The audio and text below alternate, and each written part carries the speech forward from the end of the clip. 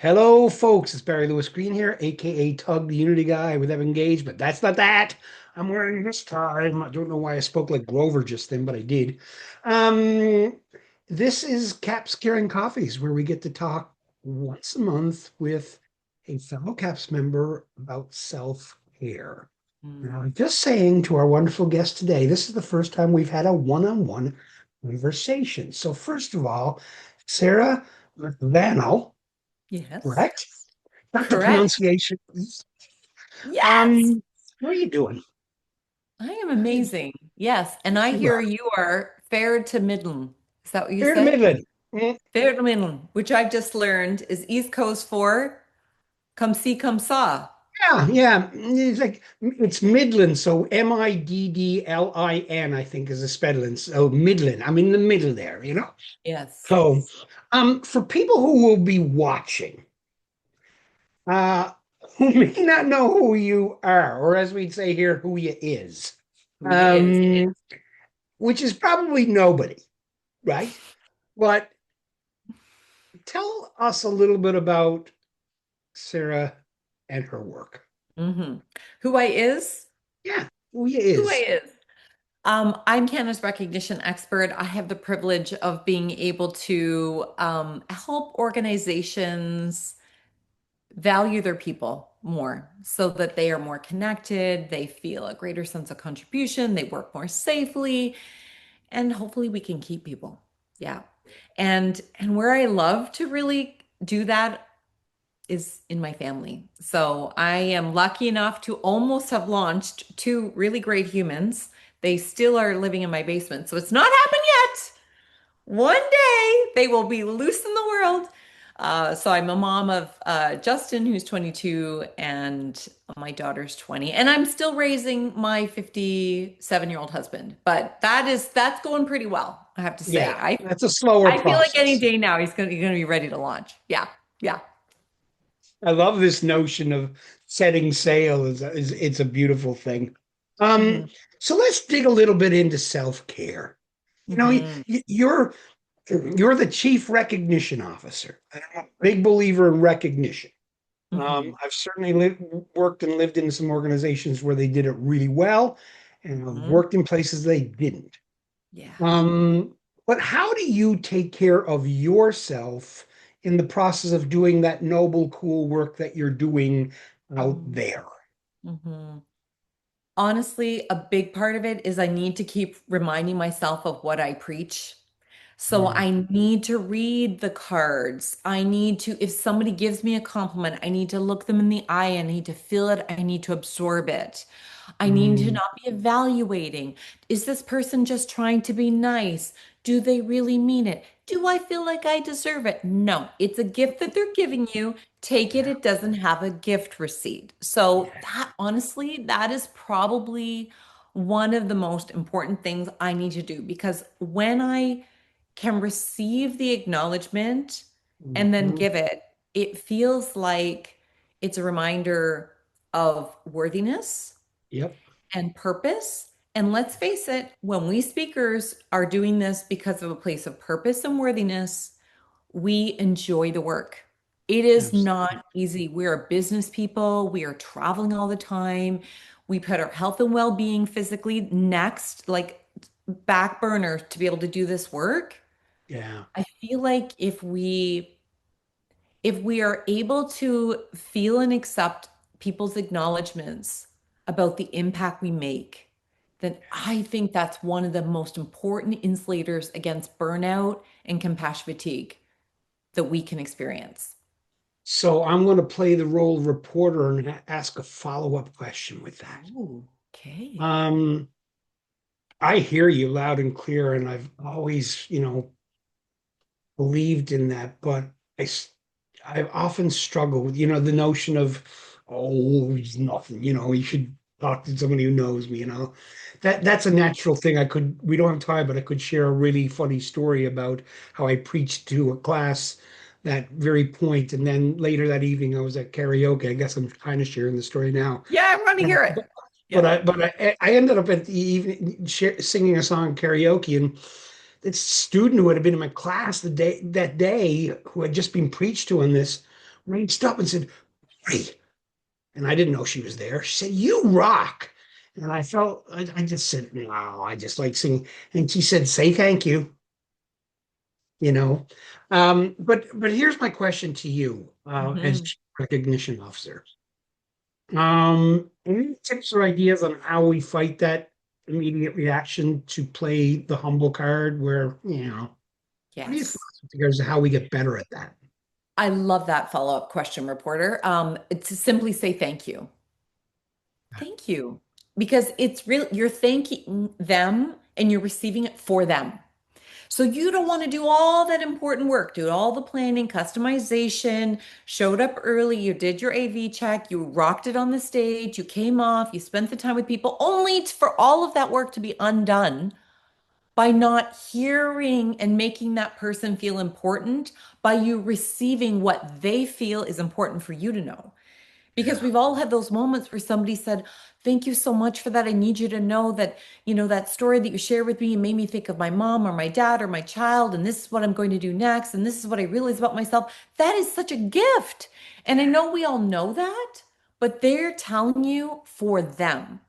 So yeah, they're thanking you because they need somebody to witness yeah, what they've just experienced. So yeah, maybe part of our job, that's what we were hired to do. Yes, that's what we have to do in order to be deserving. But for that person, they didn't necessarily know and show up realizing that was going to happen. So the only absolutely. thing we all need to do is just to say thank you, because that is part of our job as a speaker too, to receive and witness their transformation. I love that. And you just triggered constructively a thought.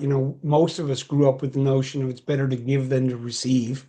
Mhm. And yet, when we don't say thank you, we don't allow the other person to give. Right. And we Exactly. need to provide that opportunity to do so. That's Exactly. that's wonderful, insightful, and a great reminder for me. Any other ideas that you have in terms of your own self-care as a speaker who is on the road or online? It occurs to me as somebody who teaches online that has its own demands, Yes. you know? So, yeah, any other thoughts you have with regards to your own self-care that, Hmm. we can dive into a little bit? Yeah. So there's a number of things I've learned the hard way by Okay. burning out multiple times. Mm, So one of the things that I find is because we think all the big things and we're creating thought leadership and we are showing up for our clients and our brains are on fast forward all the time. So this may seem like a really kind of a strange thing, but it works very well for me. I eat okay. the same breakfast and the same lunch every single day. Those are two decisions I do not need to make, and they are balanced and they're healthy. So, and I don't have to feel guilty. Somebody says you can't have carbs. I'm like, okay, thank you for your opinion. And I out the window because I know for me, yes, there are carbs, but they're healthy and they're complex or they're the right kind. Yeah. So that's one thing. Pick something that nourishes your body and is the full picture to be able to have it available and put a break. My assistant puts a break in my calendar, a lunch break, even if it's only 15 minutes, Right. that I and she honors because that thing that I knew I was going to eat, I have to actually stop and eat it. Right. So that So that that's an important thing I think we need to do. So the robustly curious in me is that this is when you're on the road, so to speak, or you eat the same thing. You're not saying that you eat the same thing every single day of your life. At home, I eat the Mhm. same breakfast and Okay. lunch. On the Mhm. road, it's almost the same. Okay. On the road, Mhm. I bring with me chia seeds and granola, instant Okay. granola, or sorry, in oatmeal. Yeah. And the first stop I will make is I will go find somewhere to buy milk. And I will Okay. order a kettle in advance and I will order a fridge in advance so that Okay. every morning I can eat that. And if I can manage to get to a grocery store that has fruit, I will throw fruit on it too. So at least every day I have something very nourishing. We all have like honey on the buffet, so you put some of that. That's at least natural. Yeah. Um, so I bring.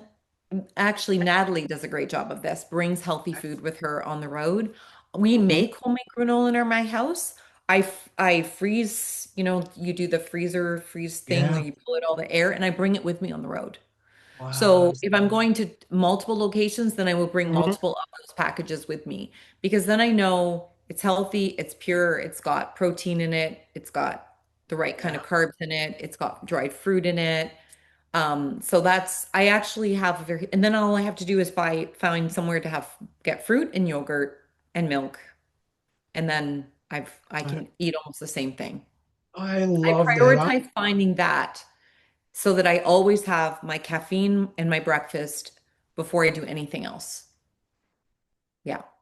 Like my brain is process. I'm in the process of now looking at uh, ever evolving my eating. I'm dealing with my own health, Mm. matters to go forward. But a good friend of mine did up a list of all the foods that would be good for work, and I've been thinking about what would my breakfast look like. But I'm liking the idea of consistent breakfast. I'm liking the idea of these are the foods I enjoy. Um, Mm. and making that a pattern that really works for me. That You really, know, the great thing about eating healthy, and this is where we often think as speakers, we can't eat healthy on the road. We can't eat Mhm. healthy on the road when we don't have a plan. Right. So I literally make it my assistant's responsibility to investigate where I'm going to get something healthy.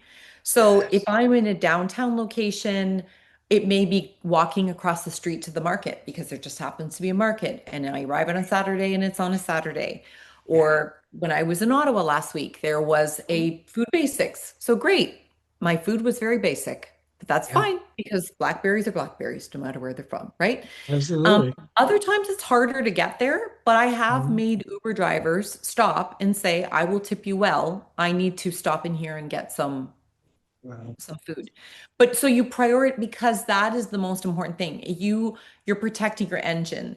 Yeah. Another related self-care is I've lost my voice a few times. I think you have too, right? And Mhm. this is our instrument.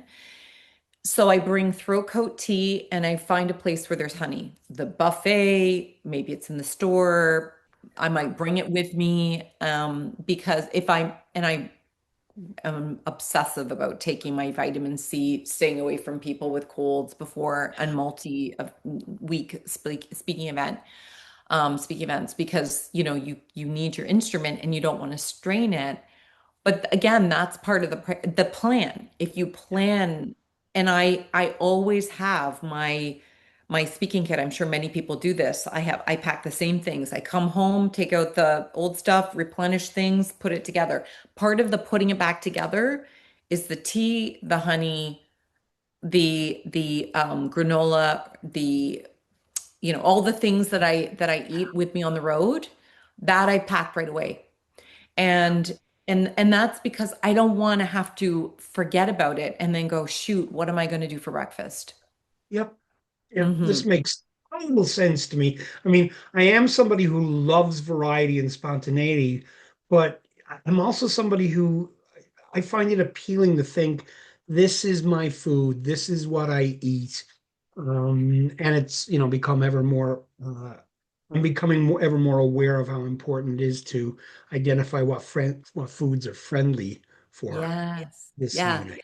Yeah, because what your body may need when it comes Mm, home, I'm guessing, because this is my body. When I come home from the road, my yeah, body needs hardcore fruits and vegetables because as yeah, careful as we try to eat, especially, when you're eating off of buffets, yeah, it's not the same as what you would eat at home. no. So I literally will have soups that are super, super clean. So, like Mhm. squash soups that have three ingredients in it, and they'll be in my freezer, and I will put it in the fridge to defrost. So, when I'm back 3 days later, it's defrosted, and that's what I'm Beautiful. eating for dinner. Because I know myself well enough now that my body, like my entire, sorry to get really, here's an overshare, my entire system goes awry. I never have a problem with that when I'm at home. So Right. because I know that, it's like, what do I, and that stuff is easy to do if you have a plan. And I'm happy to share. recipes that I use with you, with any of our Caps Cares friends, of Ah, the super clean soups, stews, things that can almost, and I'm not a nutritionist. I mean, we've got other right. people in CAPS who know this Yeah. from an expertise standpoint. I just know what I need. And so yeah, I mean, I didn't even expect we're going to spend so much time talking about food, but I mean, obviously, it's something that Absolutely. I've fallen in love with. So I'm so glad you're on this journey with me, health Yeah, journey. well, I, for one, will be reaching out and encouraging anybody who's watching, not to inundate, to reach out and, Yeah. ask the questions. It's kind of you to do that.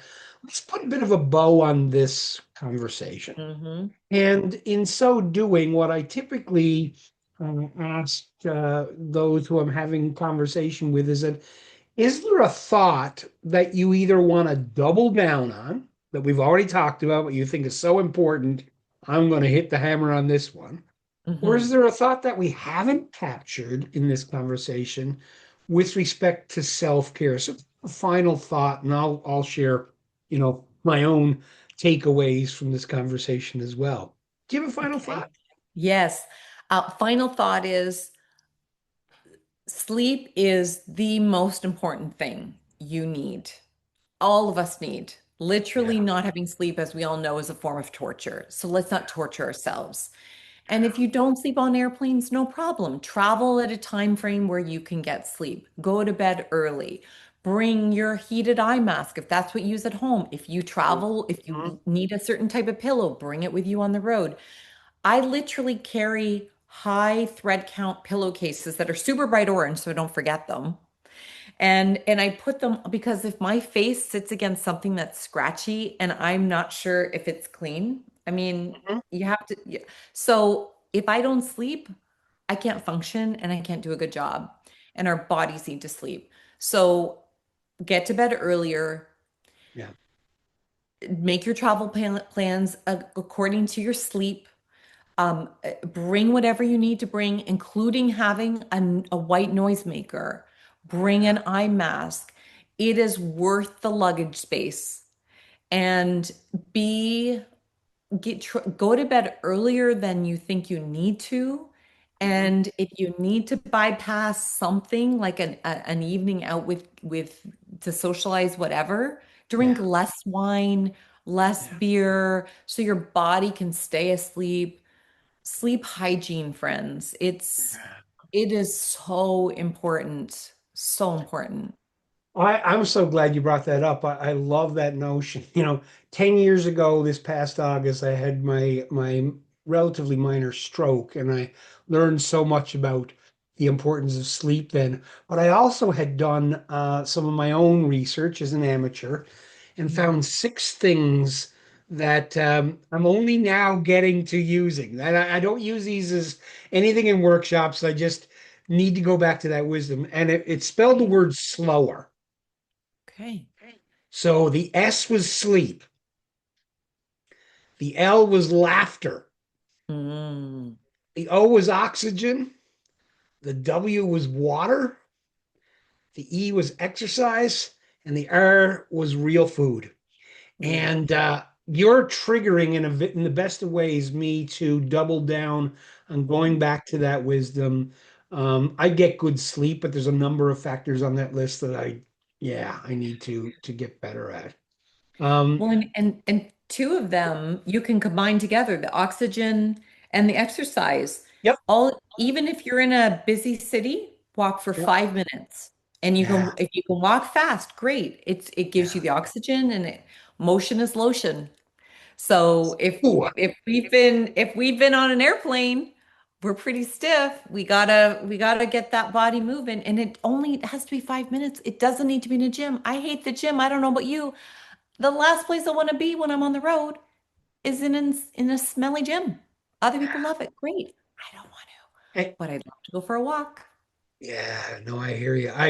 Not a gym fan either. I got my own gym downstairs, but my thought coming back on that is also find an activity that is simple that you really like. For me, it's boxing in the last year, so I could shadow box for 5 minutes and get some oxygen in. So point taken. Point Am taken. I am I doing all the motions properly? Well, learning them. Yeah. Oh, Um, I'm but not a I'll botanist. never hit anybody in real life, God willing. But I that 75-pound bag that's downstairs is my best friend. Um, Nice. Sarah, this has been an absolute joy. We have certainly connected off and on over the years at various CAPS conventions and so forth, but it's really been a pleasure to have a one-on-one conversation with you. And I'm walking away with some really cool points, especially around the notion of consistent eating in terms of what I put into my body and finding that that's hugely useful. So that Mm. being said, the way we wrap this up, you could either say bye, see you, whatever. I typically find the planet Earth, which is right there, and I put the peace sign right there, and I just say peace. So Yes. people watching, au revoir, take care, bye.